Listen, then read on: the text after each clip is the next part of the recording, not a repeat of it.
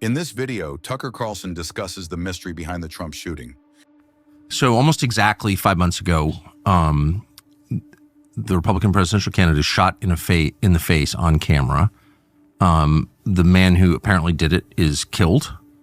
The world stops. History changes. But the one thing that doesn't happen is any accounting of what that was. Who was this guy? How did this happen? And even now, on the cusp of Trump's inauguration, it's disappeared. I haven't heard anybody ask those questions. I've heard some dark mutterings. And so you're one of the people who I think was on the story at the very beginning in a rational but insistent way. And so I thought it'd be worth asking, like, what was that? Yeah, I'm not sure I've ever seen an incident of that magnitude disappear from the news so quickly. Yes. We got, maybe a week of true kind of flood the zone coverage? Yes. And then it was gone. That to me is the weirdest thing about it. But it was a shooting. It was an assassination attempt. And it raised the most pressing possible questions about a lot of different things. And, I understand the news media didn't want to give Trump any advantage, didn't want to run the picture of him triumphant. I get it. But you would think that every elected official, every American would want to know how was this allowed to happen? It was allowed to happen, but by whom and why and how? And I don't hear anybody, including Republicans, asking those questions. So, what is this? Yeah, so I kind of look at it as three big questions. Who was the shooter? Yes. Everything that kind of puts him together. How did they let it happen? That whole process. And then what happened to everyone who let it happen? And then within that, the framework I have, trying to figure out, what exactly happened is you can look at it as option one, just a total snafu across the board.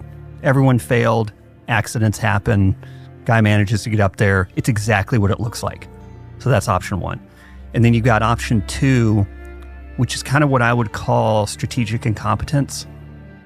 So you have DHS, which runs Secret Service. And the Secret Service is a soup sandwich from top to bottom. It's a disaster. Culturally, everything about it. Did you have people who were making that even more difficult, who were deliberately making Trump vulnerable on the off chance that maybe someone would go solve their problems for them? So that's my number two.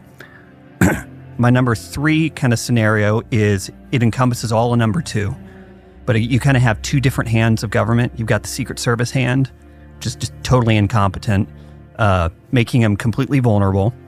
But unbeknownst to that hand, you have this other hand, I would call it the Russiagate hoax hand. These people who are just always doing awful, evil things. The John Brennan hand. Yeah. Was there somebody there looking for super disturbed, impressionable young men to kind of poke with the stick? Trump's and Butler, you should go check that out. So you have the incompetent hand and then the devious hand. So that to me is option three.